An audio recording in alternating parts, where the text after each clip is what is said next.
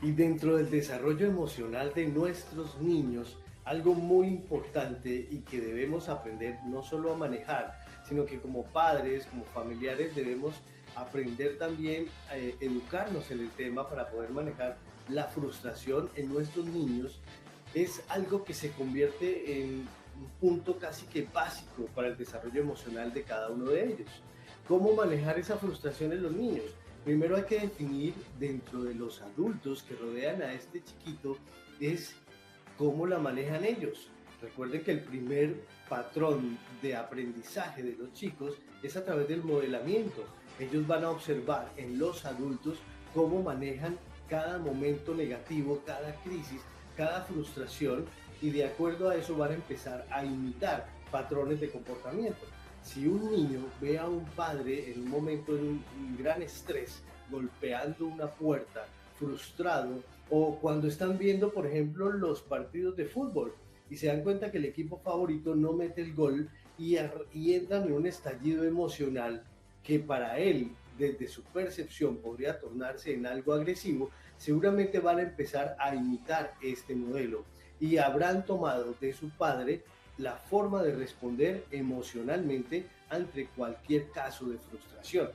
La frustración es algo que se debe dosificar, así como la dosis del amor, la dosis de la protección, la dosis de la compañía, la dosis del financiamiento. Todo debe tener su dosis, debe tener su equilibrio. Entonces la frustración debe ser permitida en la educación de los chicos. Antes que ellos se empiecen a frustrar en ambientes sociales, como por ejemplo la escuela y el colegio, debemos fomentar ambientes frustrantes dentro del desarrollo en sus primeros años de vida. ¿Cómo se pueden implementar estos ambientes frustrantes? Hay uno que es el especial para educar y es el juego.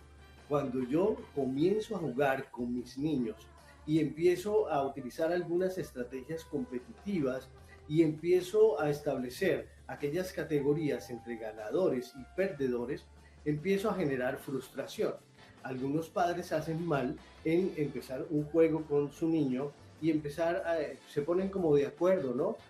A dejarlo ganar, a dejarle siempre ganar el juego o a inventarle una teoría que le disfrace la pérdida que el niño acaba de tener. Miren que estas pérdidas durante el juego son pérdidas totalmente inofensivas para él, que no le están poniendo en peligro su vida, que no le están poniendo en peligro sus proyectos, ni nada parecido, como sí podría suceder cuando están en la edad adulta.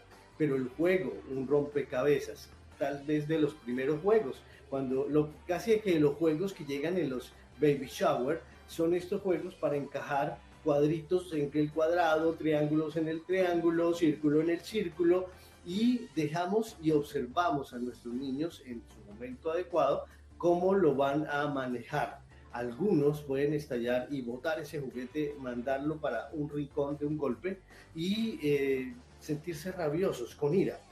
¿Cómo hay que manejar esa ira del momento? Hay que contener, no hay que regañar, no hay que gritar, no hay que prohibir y mucho menos quitarle el juguete para que nunca más vuelva a sentirse frustrada. Por el contrario, hay que contener, hay que estar con ese chiquitín y acompañarle y decirle, papi o mami, otra vez, vamos a repetirlo, no pasa nada, luego lo hacemos, ven, yo te ayudo, vamos a hacerlo entre los dos.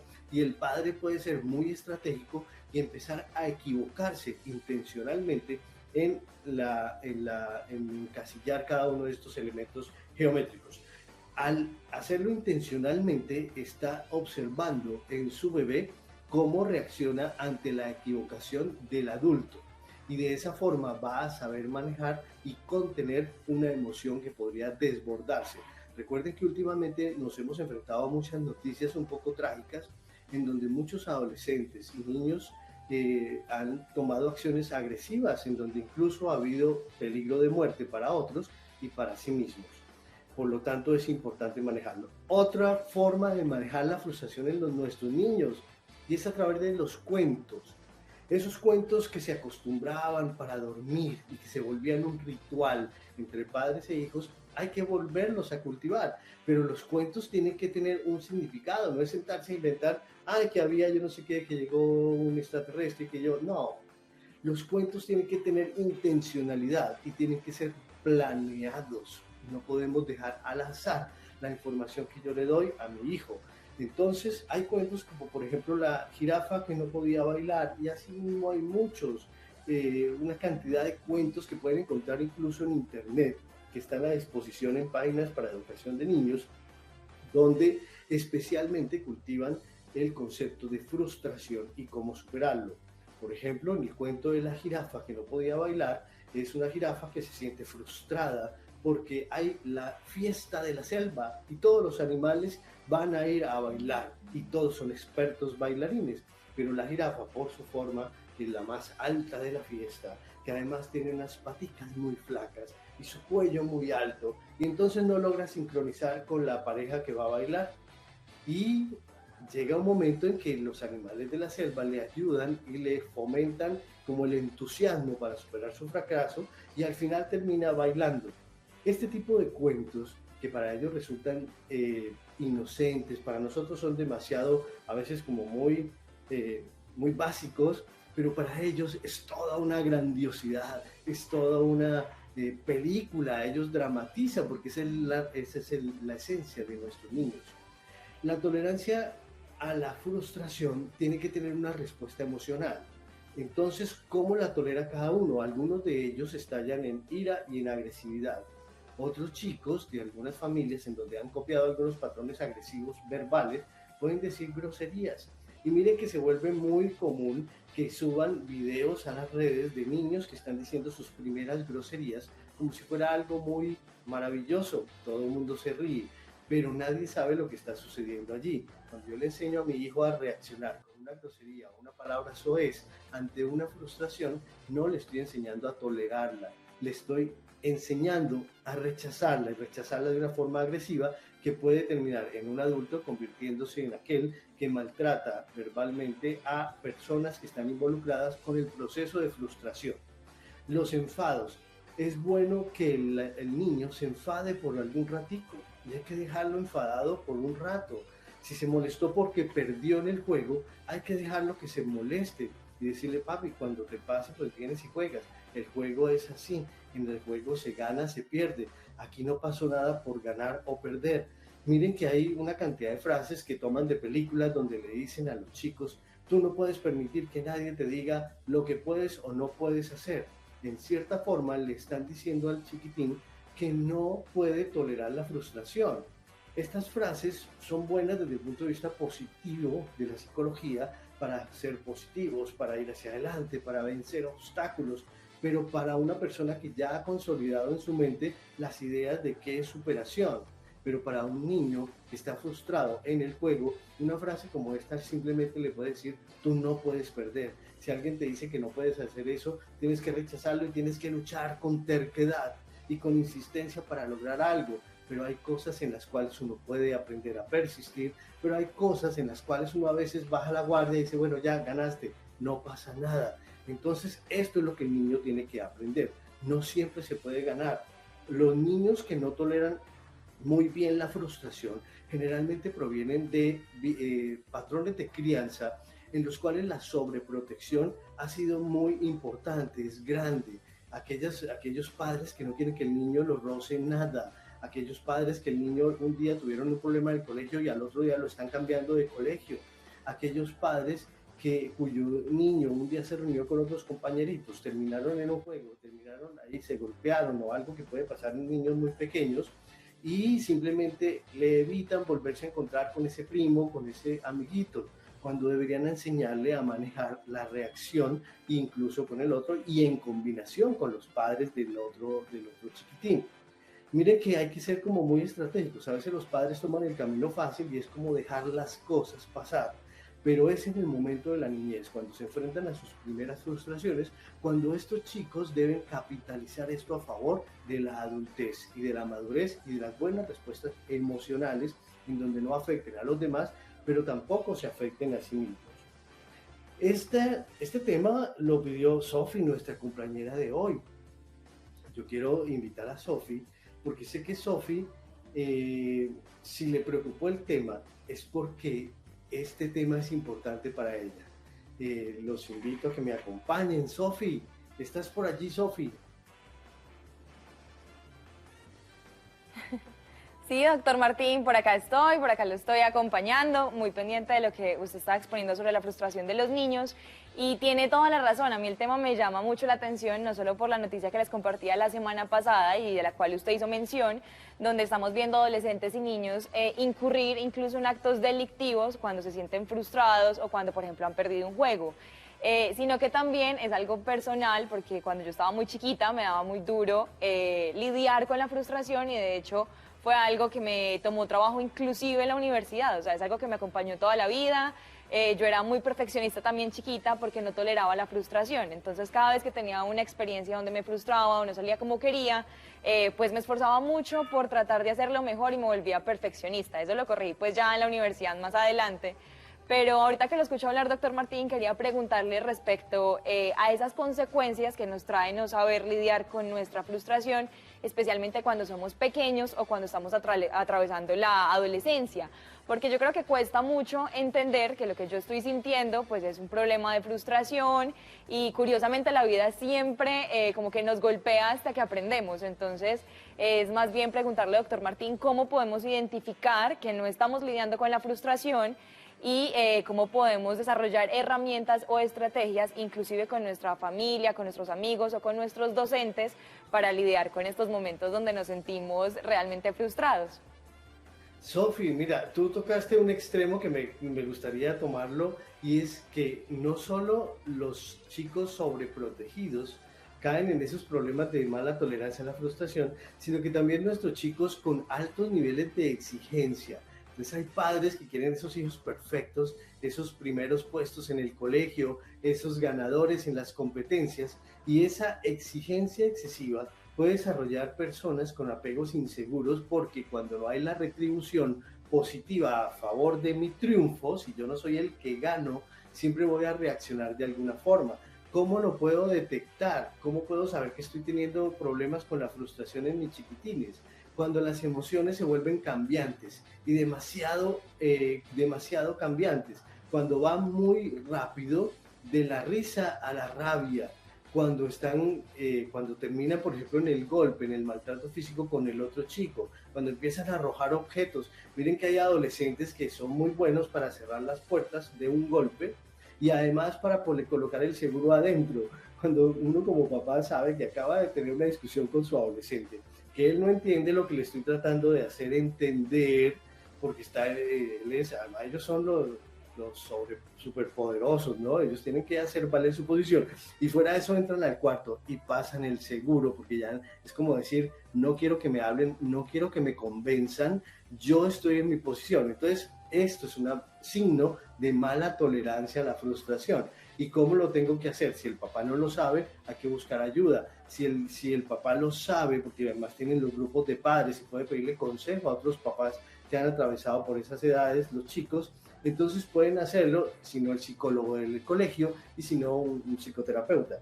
Pero es importante detectarlos por los cambios emocionales, Sofía. Eso es lo que nos alerta y nos dice, aquí está pasando algo. Marcelo.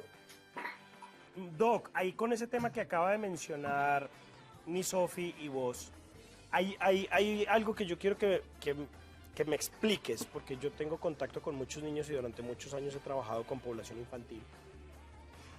Y hay momentos en que yo no sé identificar cuándo es de verdad frustración o manipulación, porque es que es muy complejo, no sé si lo que yo voy a decir es correcto o no, que los niños vienen con un chip distinto en estas nuevas generaciones. Y yo siento que esa frustración la están camuflando para poder ejercer manipulación.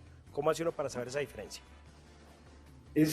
Son terrenos como delicados, ¿no? Y son líneas como no muy claras entre lo uno y lo otro. Personalmente, las nuevas generaciones, en lo que uno observa ahora, hoy día, no solo en nuestros círculos personales, sino en los pacientes, es que casi que no tienen un interés principal de manipular.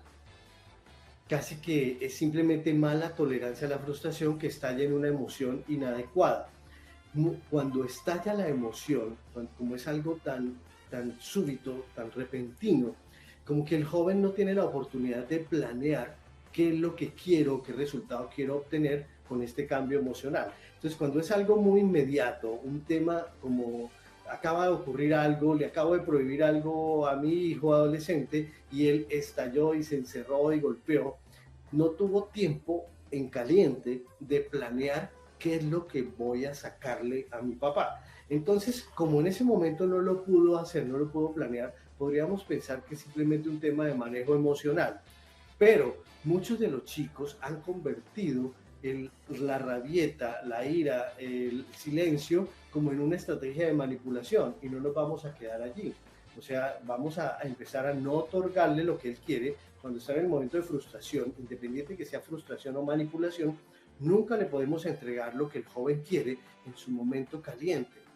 Porque si él no ha pasado por ese momento de raciocinio y de análisis con sus padres, donde puedan determinar por qué reaccioné así, por qué no debía hacerlo, no vas a ganar con eso, papi, no vas a ganar nada con ello, porque lo que vas a generar es malestar alrededor y nadie te va a obtener, a dar por la fuerza lo que tú quieres. Entonces, lo importante es que después de una frustración debería haber una frustración dosificada. No pueden obtener lo que quieren, porque en ese momento, cuando lo empiecen a obtener, se van a convertir en unos futuros manipuladores, Marcelo. Muchas gracias por esa dudita, porque la verdad, Doc, me parece que los papás... Aprovecho, si me dan el tiempito para hacer otra preguntita pequeñita. Sí, claro, Marcelo. Es como papá, yo no soy papá, pero como te digo, he tenido contacto con niños durante mucho tiempo de mi vida, ya estoy viejito. Como papá, ¿cómo hago yo para identificar no la frustración y la manipulación, sino que es una sensación real? Es decir, te pongo un ejemplo, yo fui recreador durante muchos años y los niños muchas veces se caen y cuando notan que tienen atención visual de mucha gente, entonces empiezan a llorar y a hacer escándalo. Cuando no tienen esa atención visual de las personas, simplemente el niño se levanta, se limpia el codito, se limpia las rodillas y sigue jugando. Entonces, ¿cómo hace uno o los papás cómo hacen para identificar que sí es un sentimiento o una sensación real? Marcelo, tiene que partir de un hecho y es que nos ocurre, por ejemplo, en el sistema judicial. Cuando un niño acude al sistema judicial, sea por un caso de maltrato, por un caso de abuso, violencia intrafamiliar o cosas así, siempre hay que darle el voto de confianza al niño. O sea, nunca hay que uno de entrada decirle, ay, estás molestando, ay, está jugando conmigo, lo que quieres es manipularme, porque estas frases resultan agresivas para un niño que está en un momento como una espuma emocional que quiere atención. Entonces, de alguna forma se la tenemos que dar la atención. Lo que no le tenemos que dar es el contenido de lo que está pidiendo. Pero la atención sí, y tenemos que siempre valorar cualquier reacción, sea frustrante, sea agresiva, sea de dolor emocional, que le parezca a uno que el chico siempre hace el show, pero siempre hay que darle la atención. Y lo que hay que tratar es que después de que supera ese momento inicial, llevarlo a una conclusión que le haga él entender que no es la forma de reaccionar. Y sobre todo no entregarle lo que quiere, porque si se le entrega, este patrón se va a convertir en algo repetitivo. Entonces, siempre al niño hay que creerle y hay que investigar. ¿Qué tal que uno, por ejemplo, en un sistema judicial le llegara a un niño que le quisiera decir mentiras y se inventa un cuento ahí del papá y uno no le crea de entrada y de pronto puede ser mentira, pero de pronto puede ser verdad? Lo más delicado es que fuera verdad y yo no tome ninguna acción. Entonces al niño hay que creerle de entrada. Mile, hola Mile. Hola Doc, sí, con respecto a lo que estaba mencionando ahorita, yo sentiría que a los hermanos mayores se les suele exigir más y siento que en mi caso fue así. Cuando ya llegó Caro no se le exigió tanto, pero Caro fue una estudiante ejemplar, es una niña que es disciplinada, que cuando es estudiando, que se concentra, que se dedica a sus cosas, sin que nadie la mande, sin que nadie le exija. En cambio, mis papás sí tenían que estar detrás de mí todo el tiempo diciéndome, Jenny Milena haga, Jenny Milena esto, Jenny Milena lo otro, y siempre fue así. Y de pronto entonces llegué a ese punto en donde sí considero que se me ha dificultado muchísimo más tolerar la frustración. Caro ha manejado las cosas mucho más tranquila, pero pues tampoco ha tenido como nunca problema, como que todo le sale bien, todo le fluye. En cambio uno, por mucho que se esfuerce, por mucho que trate, siempre algo pasa en donde las cosas fallan. ¿Hasta dónde, Doc? Entonces, cuando uno ya está grande, ¿cuál sería la solución a ese proceso? Mejor dicho, ¿la única opción que nos queda es ir a terapia o qué puedo hacer ya cuando se trata de ese tipo de casos tan específicos en donde uno ve el ejemplo clarito de que no necesariamente le tuvieron que haber exigido tanto? Mira, Mile, que lo que tú dices, hay una causa de consulta muy frecuente con los pacientes, ¿no? A veces ellos, cuando un paciente adulto llega y empieza a explorar en su niñez qué cosas de pronto le repercuten hoy día y le hicieron algo inseguro, o le tiene todavía en su recuerdo y cosas así. Pero yo miro el adulto y cuando veo al adulto digo, mira, pues tú estás pensando que pasaron cosas que podrían haber sido mejores, pero miren este ser excepcional que tengo enfrente. Miren esta Mile tan excepcional que tengo enfrente. Miren esta Mile tan consciente que es capaz de decir al aire algo propio y compartirlo con los demás. Un estado de salud mental perfecto, envidiable. ¿Qué es lo que hace un adulto cuando llega a esta posición? Primero tiene que mirarse y ver qué es y en qué se convirtió. ¿Cómo te convertiste o la persona se convirtió en un ser tan excepcional, tan bien, tan coherente, tan maduro, pero conserva algunos rasgos que de pronto pudiese mejorar, como por ejemplo recuerdos o a veces inseguridades o a veces son simplemente recuerdos?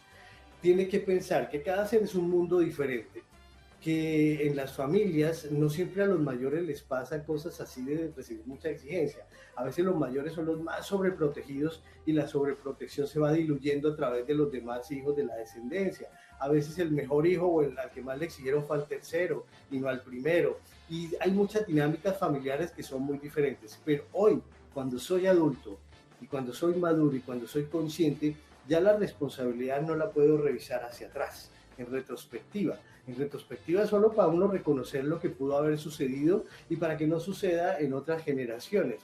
Pero lo que yo debo hacer ahora es coger ese toro por las riendas y ahora es mi responsabilidad. ¿Qué voy a hacer con esto?